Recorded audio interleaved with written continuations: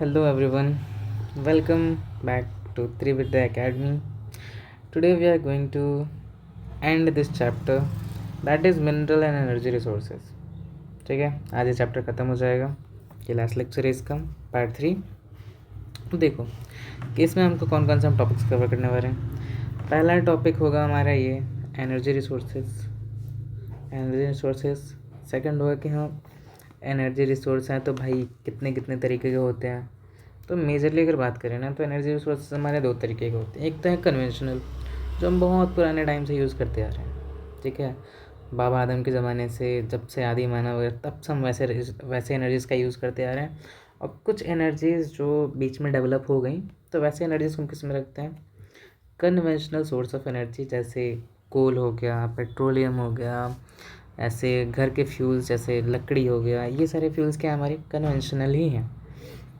अब आते हैं नॉन कन्वेंशनल, जिसके बारे में हमको पढ़ना है। नॉन कन्वेंशनल की अगर बात करो ना खासकर, तो नॉन कन्वेंशनल के बारे में बोल सकते हो ऐसे फ्यूल है एनर्जीज़ जो खासकर मॉडर्न एरा में डेवलप हुए, जो कि पहले थे नहीं, जिसके बारे में लोगों ने कभी सोचा तक नहीं था। जैसे मैं बात करें सोलर एनर्जी, आदि मानव ने कभी सोचा तक नहीं होगा कि भाई कि एक दिन हम जिस सन को देखते हैं उसी सन से हम इलेक्ट्रिसिटी प्रोड्यूस करने वाले हैं।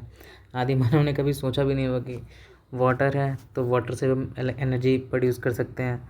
ठीक, जो ये छोटे छोटे एटम्स होते हैं खासकर यूरेनियम के, उससे हम बड़े बड़े बॉम्ब्स बना सकते हैं, उससे हम बड़े बड़े इलेक्ट्रिक रिएक्टर्स बना सकते हैं जिससे इलेक्ट्रिसिटी जनरेट हो।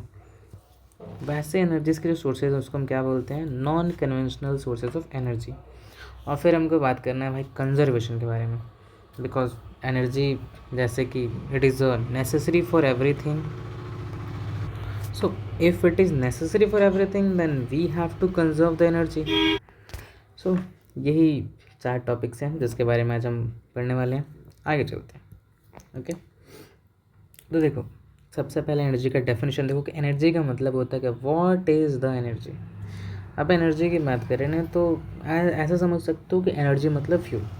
What is mean, energy is equal to fuel.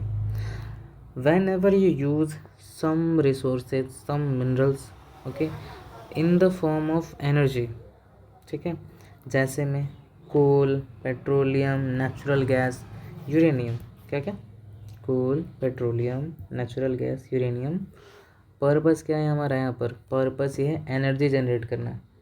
ठीक है, और एनर्जी हमारे हम हर एक एनर्जी को किस में कन्वर्ट कर रहे हैं, इलेक्ट्रिक एनर्जी में, इलेक्ट्रिसिटी में कन्वर्ट कर रहे हैं। चाहे वो आजकल कोल हो, पेट्रोलियम हो, नेचुरल गैस, सबको हम किस में कन्वर्ट कर रहे हैं, इलेक्ट्रिक एनर्जी में। ठीक है, अब बात करते हैं देखो वही कि एनर्जी को हम बांटते किस में हैं। तो पहला तो है हमारा कन्वेंशनल और दूसरा हमारा क्या है, नॉन कन्वेंशनल।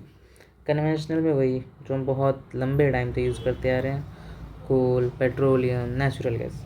ठीक है, और अगर नॉन कन्वेंशनल की खासकर बात करें तो नॉन कन्वेंशनल में नया क्या है हमारे पास, विंड एनर्जी है, टाइडल एनर्जी है, सोलर एनर्जी है, जियोथर्मल एनर्जी है, एटॉमिक एंड बायोगैस। अब देखो बहुतों को हो सकता है कि इसमें से कुछ एनर्जीज़ के बारे में उनको नॉलेज ना हो, जैसे खासकर ये बायोगैस क्या है, ये टाइडल एनर्जी क्या होता है, जियोथर्मल एनर्जी क्या होता है, इसके बारे में हो सकता है किसी को नॉलेज नहीं हो। वरना विंड पता ही होगा, सोलर पता ही होगा और एटॉमिक पता ही होगा। आगे चलते हैं, चलो कन्वेंशनल सोर्सेज ऑफ एनर्जी। देखो ये पिक्चर देखो, पहले पिक्चर में क्या क्या दिख रहा है तुमको, पिक्चर में दिख रही होंगी लकड़ियाँ, जिसका यूज़ हम बहुत पहले से करते आ रहे हैं। ये दिख रहा होगा ये चिमनी टाइप का, एक चैम्बर टाइप का जिसमें हम कुछ कोल जला रहे होंगे। और ये तो हमारा प्यारा सा कोयला, एंड इधर वाटर। ठीक है, वाटर का यहाँ पे ठीक है भाई, पिक्चर है, बस पिक्चर देखकर एंजॉय। चलो देखो सबसे पहला एनर्जी क्या है, कोल। कोल के बारे में देखते हैं। देखो सबसे पहले हम देखते हैं ना इन सारी यहाँ से यहाँ तक थोड़ी देर बाद हम देखते हैं। ठीक है, पहले इसके टाइप्स देखो, कोल के टाइप्स का क्या होता है। ठीक है, अब कोल के टाइप की जब हम बात करते हैं ना तो हमारे पास टोटल 4 टाइप के कोल्स होते हैं। ठीक है, पहला होता है हमारा लिग्नाइट। ठीक, चलो इस पिक्चर में देखो, ये पिक्चर क्या बोल रहा है, ये पिक्चर बोल ही रहा है ना, जैसे कि अगर तुम इधर से इस साइड जाओ तो मॉइस्चर का जो कंटेंट है ना, मॉइस्चर का जो अमाउंट है, मॉइस्चर जो है एंथ्रासाइट में तुमको सबसे कम मिलेगा। ओके, सबसे कम मिलेगा, ये यार देखो, और इधर मॉइस्चर सबसे ज़्यादा मिलेगा। क्वेश्चन तो यह आना चाहिए कि भाई ये मॉइस्चर का मतलब होता क्या है। तो मॉइस्चर का मतलब हमारा होता है प्रेजेंस ऑफ वाटर मॉलिक्यूल्स। ठीक है, अब पीट में ज़्यादा वाटर के मॉलिक्यूल्स हैं और एंथ्रासाइट में we have a less molecules of water. तो खुद बताओ, एंथ्रासाइट में कम वाटर, पीट में ज़्यादा वाटर, कौन सा कोयला अच्छे जल सकता है? डेफिनेट है भाई, एंथ्रासाइट ही जलेगा अच्छे से। ठीक है, और ये बीच वाले हो गए बंदर, ये थोड़ा सा कम क्वालिटी का होगा। अच्छा, ये उससे कम क्वालिटी का होगा, ये उससे कम क्वालिटी का होगा। ठीक, तो सबसे बेस्ट क्वालिटी का कोयला कौन सा हो गया? एंथ्रासाइट। कलर से ही देख लो, एंथ्रासाइट का कलर ज़्यादा शाइनी है, बिटुमिनस का कलर थोड़ा सा कम है।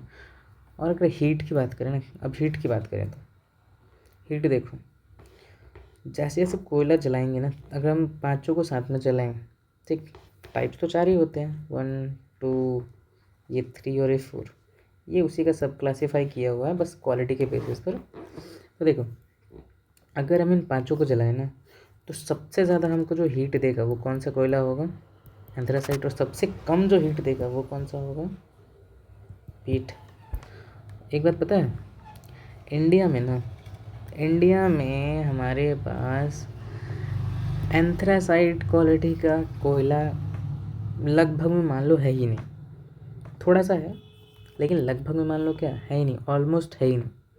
ठीक, हम जो कोयला यहाँ पर हमको देखने को मिलता है ना, खासकर यहाँ के मार्केट्स में, हमारे आसपास के मार्केट्स में, तो वो या तो लिग्नाइट होगा, नहीं तो पीट होगा, या फिर ये बिटुमिनस होगा। बिटुमिनस में बहुत कम ही देखने को मिलता है, खासकर हमको क्या मिलता है?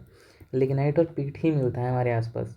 ठीक, ये सारे जो कोल्स होते हैं, ये बड़े बड़े इंडस्ट्रीज़, ठीक है, अपने मशीनों में यूज़ करती हैं। एंथ्रासाइट तो इंडिया में मिलता ही नहीं है, तब नहीं मिलता तो भाई रिक्वायरमेंट तो फुलफ़िल करनी है, तो या तो हम इम्पोर्ट करेंगे, और इम्पोर्ट करेंगे तो क्या पड़ेगा? महंगा पड़ेगा। उससे अच्छा बिटुमिनस ही यूज़ कर लो। ठीक है, तो हम जो कोयला यूज़ करते हैं वो कौन सा होता है? या तो लिग्नाइट होता है, नहीं तो पीट। देखो, टाइप्स तो देख लिया, कोयले का थोड़ा यूज़ समझ लो क्या क्या होता है। सबसे पहले कोयला जो होता है ना, एक बहुत भारी मटेरियल होता है। फ्यूल के अगर सेंस में देखो, अगर लकड़ी तुम ले जाओ तो हो सकता है कोयले से हल्का ही हो, ठीक, बट कोयला एक बल्कि मटेरियल होता है। और ख़ासकर जैसे हम इसको जलाते हैं ना, तो ये हीट तो देता ही है हमको, साथ में हमको क्या मिलता है? ऐश मिलता है, जिसका हम बाद में किसी और चीज़ों में भी यूज़ कर सकते हैं। अब ये जो है ना, ऐसा नहीं है कि जो कोल है आज हम यूज़ बोल सकते हैं कि आज ही ख़त्म कर दें। ये आज भी कंटिन्यू है, कोल का यूज़ हम आज भी कर रहे हैं और अच्छे से कर रहे हैं, ज़्यादातर कर रहे हैं हम। जितनी भी हमारी बड़ी बड़ी इंडस्ट्रीज़ हैं, ठीक है, वहाँ पर कोल क्या करता है? एनर्जी के सब सोर्स के एज अ मीडियम वहाँ पर हम यूज़ कर रहे हैं। इसका डोमेस्टिक भी यूज़ है भाई, खाना वगैरह बनाने में आज भी हम यूज़ करते हैं। ठीक, हालांकि हमने रिप्लेस कर दिया है गैस और सिलेंडर्स के, बस अभी बहुत सारे ऐसे हाउस होल्ड जहाँ पर कोल एज अ फूड का ऑयल का यूज़ होता है, food as a food fuel बोल सकते हो, यूज़ करते हैं हम। अब अब जो बात करें ना हम, कि जितने भी हमारे ये मेल्टिंग या फिर जो खासकर बड़ी बड़ी इंडस्ट्रीज़ होते हैं, ठीक है, जहाँ पर बड़े बड़ी मशीन्स चल रहे होते हैं, वहाँ पर अगर आज भी बात करें तो एनर्जी का प्राइमरी सोर्स, ठीक है, एनर्जी का प्राइमरी सोर्स क्या है? हमारा कोल ही है। ठीक है, हम अभी भी पूरी तरह से शिफ्ट नहीं कर पाएंगे। अभी भी इंडिया का जो 50%, 40 to 50% of the energy need है ना इंडिया की, अभी भी, ठीक है, अभी भी इंडिया का जो एनर्जी नीड है वो किससे फुलफ़िल हो रहा है? कोल से फुलफ़िल हो रहा है। ओके, फेमस अब रीजन्स देखो ज़रा, ये कोल हमको मिलता कहाँ पर? देखो, इंडिया में जो कोल मिलता है ना, वो इंडिया में जो कोल मिलता है, ठीक है, कोल मिलता है, उस कोल को हम एक नाम से जानते हैं, जिसका नाम क्या है? गोंडवाना कोल। ठीक है, इसका एक अलग नाम है, क्या है? गोंडवाना कोल। अब गोंडवाना कोल क्यों बोलते हैं इसको, दूसरा कोल क्यों नहीं बोलते हैं, इसका दूसरा नाम क्यों नहीं है? अब इसके लिए आगे की क्लासेस में कभी अगर जाओगे और social science as a discipline consider करते हो तो आगे पता चल जाएगा। अभी यहाँ पर फोकस मत करो, ठीक है। अब मेजर जो एरियाज़ हैं वो हमारे पास कौन कौन से हैं? एक तो हो गया दामोदर वैली, जहाँ पर ये मिलेगा। Jharia, Raniganj, Bokaro are some of the important coal fields of India. इसके अलावा नदियों के आसपास भी, जैसे Godavari river, Mahanadi river, Son river, Wardha river, इनके जो वैलीज़ हैं ना, मतलब आसपास के जो रीजन्स हैं ना, वहाँ पर भी कोल के हमको डिपॉजिट्स देखने को मिलते हैं, ठीक है। अब देखो बोल क्या रहा है कि इंडिया में जो हमको कोल मिला है ना, वो उसको फॉर्म होने में, मतलब वो कोल कितना पुराना है, 55 मिलियन ईयर्स पुराना है कोल। तो इंडिया का कोल कितना पुराना है, 55 मिलियन ईयर्स पुराना कोल है, ठीक है। ये ज़्यादा पुराना नहीं है। अगर दूसरे जगह के कोल्स की बात करोगे ना, वो तो लगभग में मान लो कि क्या बिलियंस बिलियंस तक चले जाते हैं, इतने पुराने वो कोल हैं, ठीक है।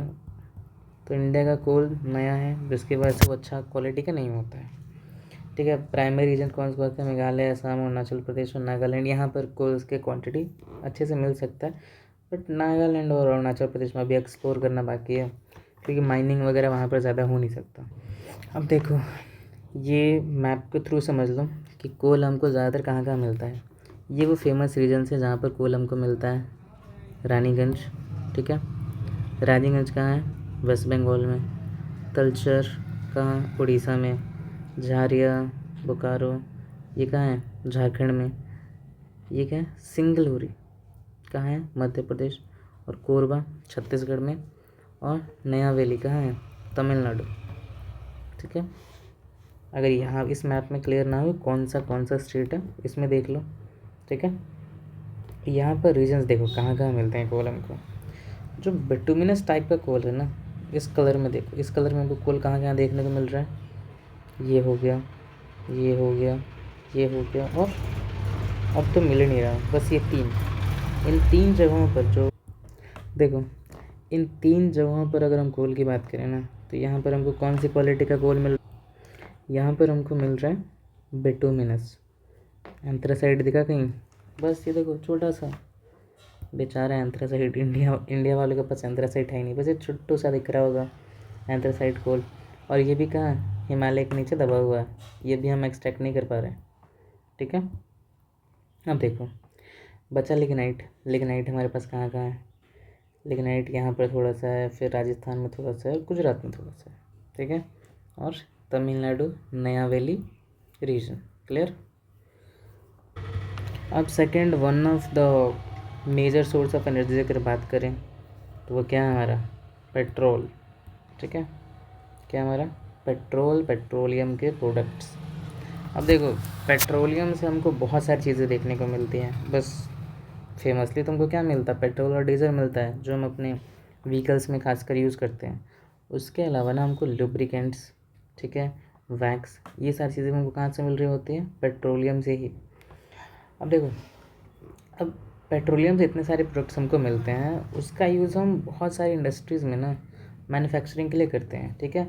अब पेट्रोलियम प्रोडक्ट्स में जैसे वैक्स वगैरह हो गया, तो वो लुब्रिकेंट के लिए से हम कार बना रहे हैं, तो कार में जितनी जगहों पर फ्रिक्शन हो रहा होगा ना, वहाँ पर हम लुब्रिकेंट के लिए पेट्रोलियम प्रोडक्ट ही यूज़ कर रहे हैं। फिर उसके अलावा जैसे हम खाद वगैरह, यूरिया वगैरह का यूज़ करते हैं, तो उसमें भी जो केमिकल्स वगैरह हमको चाहिए होते हैं, ठीक है, केमिकल की इंडस्ट्रीज़ में भी हम पेट्रोलियम का यूज़ करते हैं, पेट्रोलियम प्रोडक्ट्स का यूज़ करते हैं। अब अलग अलग पर्पस हैं, देखो क्या, देखो इंडिया में पेट्रोल तो ज़्यादा प्रोडक्शन होता नहीं है, ठीक है, कुछ जगहों पर ही प्रोडक्शन होता है। हम ज़्यादातर पेट्रोलियम को इंपोर्ट करते हैं, और जो पेट्रोलियम इंपोर्ट वगैरह या फिर जो ट्रांसपोर्ट होता है ना, वो खासकर ऐसे ही डब्बों में होता है, ठीक है। डब्बे दिख रहे हैं, ये ऐसे ही डब्बों में होता है। इंडिया में देखो कोल्स का प्रोडक्शन होता कहाँ कहाँ पर है। फेमस रीजन कौन कौन सा है, अंकलेश्वर, अंकलेश्वर कहाँ पर, गुजरात में, ठीक है। असम में कौन कौन से रीजन है जहाँ पर पेट्रोलियम, डिगबोई, नरकटिया, नहरकटिया, ओके, मरौन, हुरीगंज, हुरी जान, हुगली रीजन, ठीक है, ये रीजन है। Mumbai high, one of the top petroleum product producing region of India. नाम क्या है इसका? मुंबई हाई। अब देखो पेट्रोलियम का प्रोडक्शन होता है कैसे, ये मशीन दिख रही है, ऐसी मशीन के थ्रू ही ना, ये जो मशीन दिख रही होगी ना यहाँ पे, ऐसी मशीन के थ्रू हम सबसे पहले तो पेट्रोलियम को ज़मीन से बाहर निकालते हैं, और ऐसी पाइप्स, ये जो पाइप्स यहाँ पे दिख रही है ना, ऐसी बड़ी बड़ी पाइप्स के थ्रू हम ट्रांसपोर्ट करते हैं रिफाइनरीज़ में, जहाँ पर क्रूड पेट्रोल हमको फाइनली चेंज होकर किसमें मिलता है? पेट्रोलियम प्रोडक्ट्स में। क्लियर? अब वो जगह देख लो कि वो सारे जगह कहाँ कहाँ पर है। यहाँ पर दिख रहा होगा वो तीनों चारों रीजन जो असम में है, ये रहा अंकलेश्वर, ये रहा मुंबई हाई महाराष्ट्र और मुंबई के पास में, और ये बसई का रीजन, ये है खंबात का रीजन। यहाँ पर उनको क्या ऑयल फील्ड्स हमारे पास हैं, मतलब जहाँ पर ऑयल मिलता है ना, उन जगहों को हम क्या बोलते हैं? Oil fields. नाउ नेक्स्ट हमारा सोर्स ऑफ एनर्जी वो क्या है? Natural gas. तो जैसे हम नेचुरल गैस की बात करते हैं ना, तो नेचुरल गैस में हम दो तरीके के गैसेस मेजरली जानते हैं। एक तो पहला गैस कौन सा होता है? वो गैस जो हम घरों में यूज़ करते हैं एज अ कुकिंग फ्यूल, और सेकंड गैस वो होता है जो हम आजकल व्हीकल्स में यूज़ कर रहे हैं, सीएनजी। ठीक है, दो गैसेस हम प्राइमरली यूज़ करते हैं, और दोनों गैस को हम क्या बोलते हैं? नेचुरल गैसेस बोलते हैं। अब ये गैसेस देखो, इनका फ़ायदा है भाई, ये गैसेस पोल्यूशन नहीं करती हैं। जब पोल्यूशन नहीं करती हैं तो they are eco friendly, environment friendly.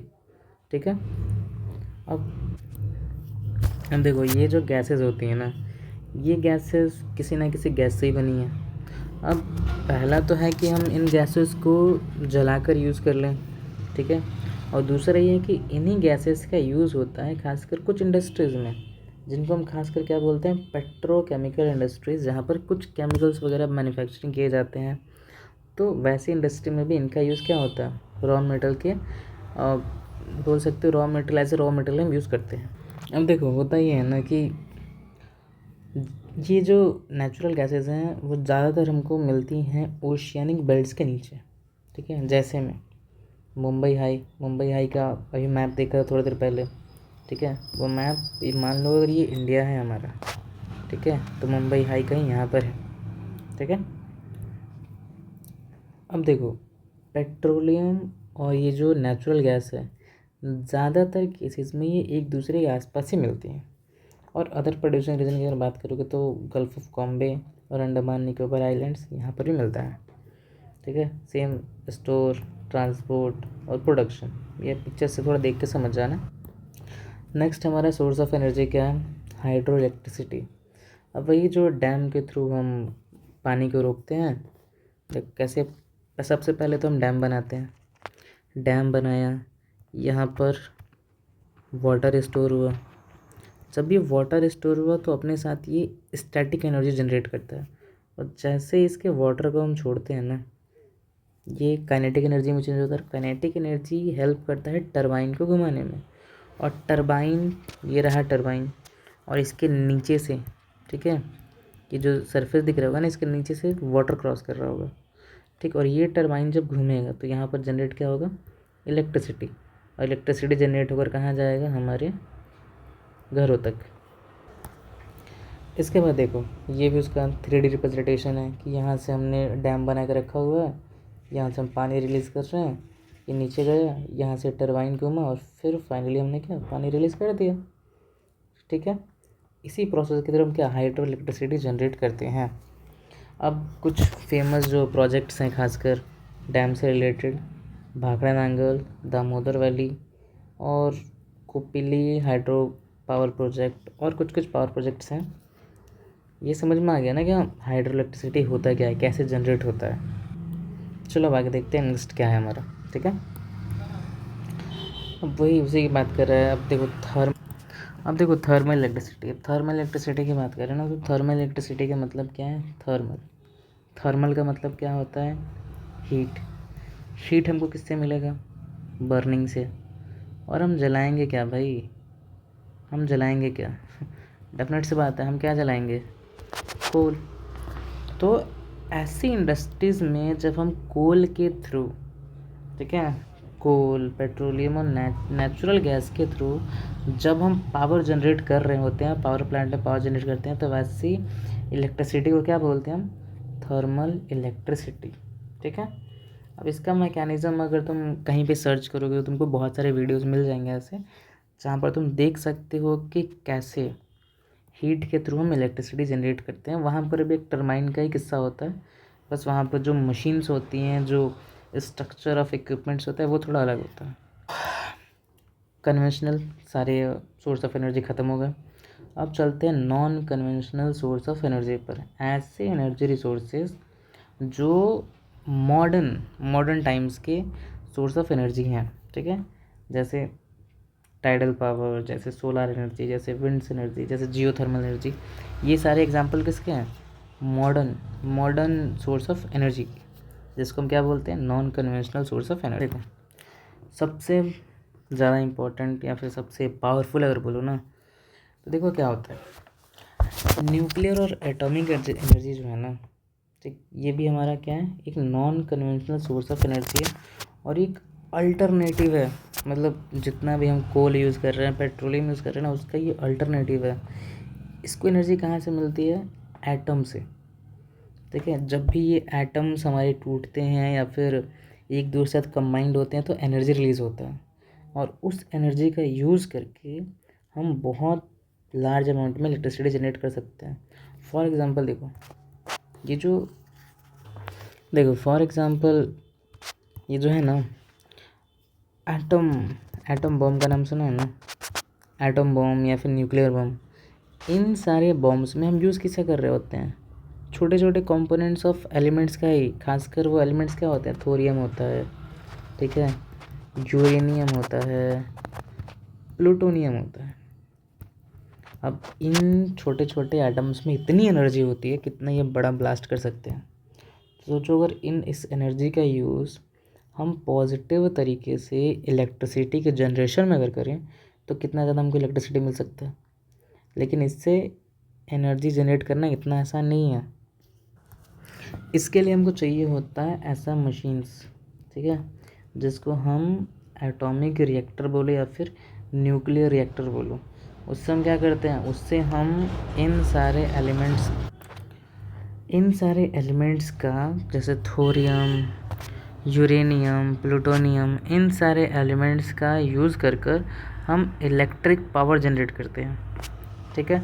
अब ये सारे हमको ये एलिमेंट्स कहाँ से मिलते हैं वो देख लो, और इनके देखो, ये जो इंडस्ट्रीज़ है ना, हमको मिलती कहाँ पर? ये जो फैक्ट्रीज खासकर या फिर मशीनें बोल सकते हो, कहाँ पर?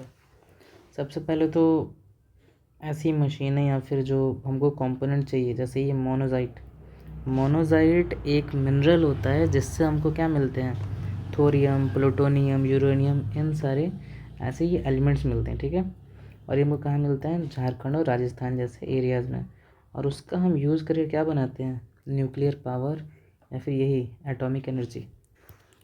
और ये देखो, ये जो साइन दिख रहा है ना, ये साइन होता है एटॉमिक एनर्जी का। ये साइन जो है ठीक से देख लेना। नेक्स्ट हमारा क्या है? Solar energy. अब देखो, सोलर एनर्जी के बारे में तो सबको पता है, मुझे नहीं लगता कि इसमें ज़्यादा मुझे बताने की ज़रूरत है।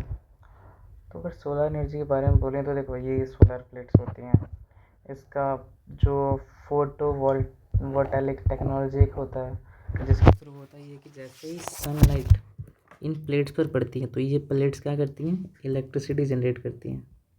ठीक है, ये प्लेट्स क्या जनरेट करती हैं? इलेक्ट्रिसिटी। अब अगर इंडिया में खासकर बात करें कि इंडिया का लार्जेस्ट सोलर प्लांट कहाँ पर है, तो कहाँ पर है? माधापुर नियर भुज इन गुजरात। हमारा नेक्स्ट टॉपिक क्या है? नेक्स्ट टॉपिक है हमारा विंड एनर्जी। अब देखो, विंड एनर्जी का जनरेशन कैसे होता है? ये हमारा क्या है? Wind will. अब ये जो विंड विल है ना, जैसे हवाएं बहेंगी, ठीक है, तो ये विंड विल क्या करेगा? रोटेट करेगा।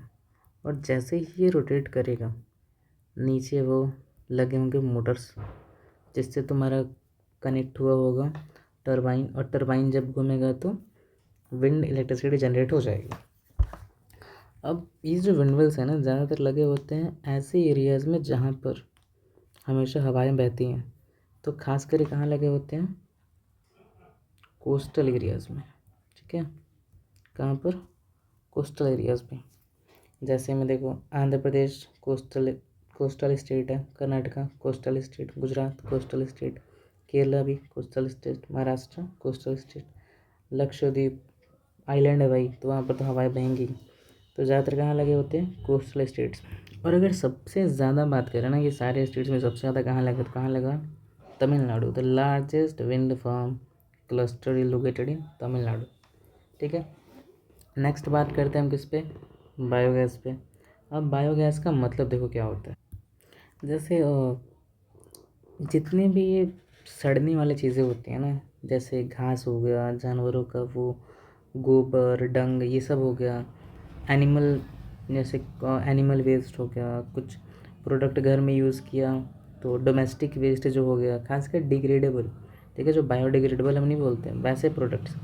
तो वैसे प्रोडक्ट्स को जैसे ही हम कंपोज करते हैं, डिकम्पोज करते हैं, तो मीथेन, ठीक है, CH4 मीथेन रिलीज़ होता है। ठीक है, और इसी मीथेन को हम क्या बोलते हैं? बायोगैस। तब होता ही है ना कि हम एक चैम्बर टाइप का बना लेते हैं, चैम्बर में वो सारे जो हमारे बायोडिग्रेडेबल प्रोडक्ट्स हैं, ठीक है, प्रोडक्ट्स बोल लो या फिर क्या वो वेस्ट बोल लो, उसको हम उस चैम्बर में रखेंगे। धीरे धीरे वो डिकम्पोज होगा और जो गैस होगा ना, मीथेन गैस, वो यहाँ पर कलेक्ट होता रहेगा, जिसको हम एक पाइप के थ्रू इकट्ठा कर लेंगे और इस गैस को हम एज अ फ्यूल यूज़ कर सकते हैं। और इसी फ्यूल को हम क्या बोलते हैं?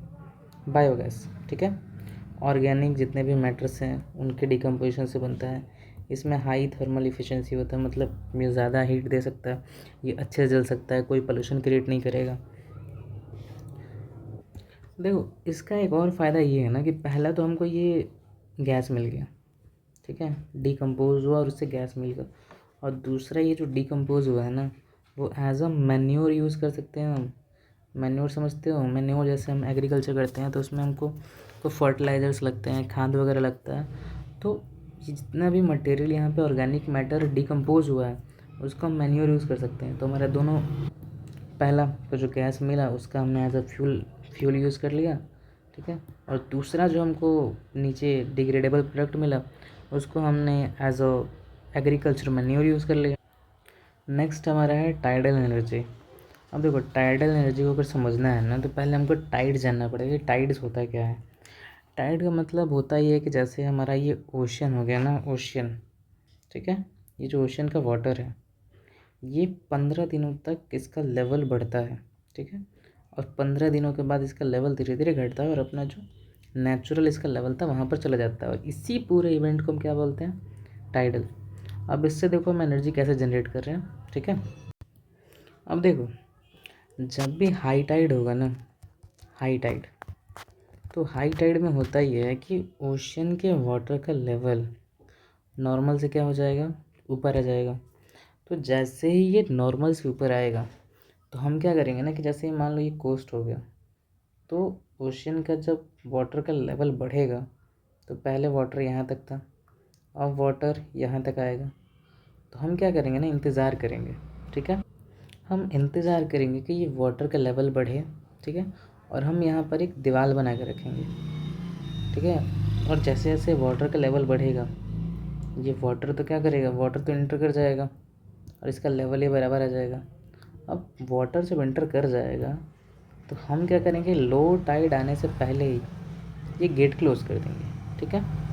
इससे रिज़ल्ट क्या होगा कि जैसे हमने यहाँ पर ये गेट क्लोज़ कर दिया ना, तो हमारा ये सारा पानी रुक गया अब, ठीक है, सारा पानी क्या हो गया, रुक गया। अब हम जैसे ही ये पूरा लो टाइड हो जाएगा, ये ओशन है, इधर क्या है हमारा? ओशन। ओशन का पानी जब नीचे चला गया, अब हम ये गेट ओपन करेंगे और सारा वाटर कहाँ जाएगा? ओशन की तरफ। और जैसे ही सारा वाटर ओशन की तरफ जाएगा, बीच में हमने क्या लगा रखा हुआ है? टरबाइन। और ये टरबाइन से क्या जनरेट होगा? Energy, electricity. अब इस मेथड के थ्रू ना हम एनर्जी जनरेट कर सकते हैं कुछ ही रीजन्स में, जहाँ पर ये लो टाइड और हाई टाइड जैसा इवेंट ज़्यादा देखने को मिलता है। और इंडिया में एक ऐसा रीजन जो सबसे फेमस है इन चीज़ों के लिए, वो क्या है? कच्छ रीजन। कच्छ कहाँ पर है? गुजरात में। अब देखो, ये जो स्ट्रक्चर हमको चाहिए ना ये सारे काम करने के लिए, इस गेट को एक अलग ही नाम से हम जानते हैं। इस नाम को क्या क्या नाम होता है? Flood gate dam. और एग्जांपल तो हमने देख ही लिया कि गल्फ़ ऑफ कच्छ में एक ऐसा ही स्ट्रक्चर हमने बना के रखा हुआ है। एक नहीं, मतलब बहुत सारे स्ट्रक्चर हैं, बट एक कौन सा एरिया है? गल्फ़ ऑफ कच्छ, जहाँ पर हम क्या प्रोड्यूस कर रहे हैं? Tidal energy. ठीक है, आगे चलते हैं। अब देखो, जैसा कि हम सबको पता है ना, ठीक, कि अर्थ के नीचे, जो अर्थ है हमारा, अर्थ के बाहर के सरफेस के नीचे हमारा क्या प्रेजेंट होता है? लावा, मैग्मा, ये प्रेजेंट होता है और ये बहुत गर्म होता है। तो जब कभी भी ये लावा और मैग्मा कभी अर्थ के सरफेस के पास आता है ना, तो ये इसके ऊपर वाले जितने भी वाटर होते हैं वो वाटर हीट होता है और वो क्या, एज अ वेपर बोल सकते हो, बाहर निकलता रहता है। ठीक है। अब होता ये है कि जहाँ पर भी हमको ऐसा जियो स्ट्रक्चर हमको मिलता है जहाँ पर ये वाटर बाहर निकल रहा होता है as a form of vapour, तो वहाँ पर हम एक मशीन इस्टेब्लिश करते हैं। ठीक है, ऐसा मशीन, इस मशीन में होता ये कि जो वेपर निकल रहा है इस वेपर को हम ले जाते हैं टरबाइन के पास, इससे टरबाइन हमारा घूमता है और फाइनली हम इस वाटर को कलेक्ट करते हैं और ये वाटर ठंडा हो जाता है और हम इसको फिर से ग्राउंड में रिलीज़ कर देते हैं। क्योंकि हीट जो है ना, हीट को हम किस में ट्रांसफ़र कर सकते हैं? इलेक्ट्रिसिटी में। ठीक है, और वेपर हमारा खुद क्या होता है? वेपर हमारा बना होता है किससे? हीट से ही तो बनता है। ठीक है, वाटर को जब हम हीट करते हैं उसी से तो बनता है हमारा वेपर। तो वेपर की हीट की एनर्जी को हम कन्वर्ट किस में करते हैं? इलेक्ट्रिसिटी में। और इस पूरे प्रोसेस को जिसके थ्रू किया जाता है उसे क्या बोलते हैं? Geothermal process. और जो एनर्जी हमको मिलेगी उसे क्या बोलेंगे? Geothermal energy. ठीक है ना। हमको बात करना है भाई एनर्जी कंजर्वेशन पे, कि हर एक काम के लिए जो हमको एनर्जी चाहिए तो एनर्जी का हम कंजर्वेशन करेंगे कैसे। ठीक है, अब देखो वही सेम, कुछ ज़्यादा डिफरेंस नहीं है। सस्टेनेबल डेवलपमेंट पे ध्यान दो, जुडिशियस यूज़ करो, जो भी यूज़ कर रहे हो पहले 10 बार सोचो कि सही यूज़ कर रहे हैं कि नहीं, ज़रूरत है या नहीं। ऐसा नहीं कि फ़ोन मिल गया, ठीक है, फ़ोन मिल गया तो दिन भर बस फ़ोन चलाए जा रहे हैं। ठीक, क्योंकि फ्री इलेक्ट्रिसिटी तो फ्री में मिल रहा है भाई, लगे रहो दिन भर फ़ोन में। तो जुडिशियस यूज़ करो, जितना ज़रूरत हो उतना ही यूज़ करो। फिर शिफ्ट करो non conventional source of energy पे, टाइडल एनर्जी पे शिफ्ट करो, सोलर एनर्जी पे शिफ्ट करो, जिससे हमारा पोल्यूशन नहीं होता, जिससे हमारे रिसोर्सेज डिप्लीट नहीं होते, रिसोर्सेज हमारे खर्च नहीं हो रहे, रिसोर्स हमारे ख़त्म नहीं होंगे। ठीक है, क्योंकि वो सारे क्या है? रिन्यूएबल सोर्स ऑफ एनर्जी हैं। They are what? They are renewable source of energy, जो कि कभी ख़त्म होंगे नहीं। अब ऐसा तो है नहीं कि सूरज किसी दिन ख़त्म हो जाएगा तो हमको सोलर एनर्जी नहीं मिलेगा, हवाएं धरती पर बहना बंद हो जाएंगी, हमेशा विंड सर्कुलेशन होता रहेगा। तो हमको जियोथर्मल एनर्जी, विंड एनर्जी और ये सोलर एनर्जी हमेशा हमको मिलता रहेगा। तो ऐसे एनर्जी पर हम शिफ्ट करेंगे। और जो हम कन्वेंशनल सोर्सेज ऑफ एनर्जी थे, कोल, पेट्रोलियम, इन सारी चीज़ों का यूज़ हम कम करेंगे, जिससे हमारा फाइनली क्या होगा? एनर्जी का कंजर्वेशन होगा। सो ये यहाँ पर ये चैप्टर पूरा क्लोज होता है, ख़त्म होता है। Thank you, okay, bye, take care. जाओ फिर से बुक पढ़ो अपना, और जो चीज़ें छूट गई हो, go to your book, revise the book. ठीक है, ओके।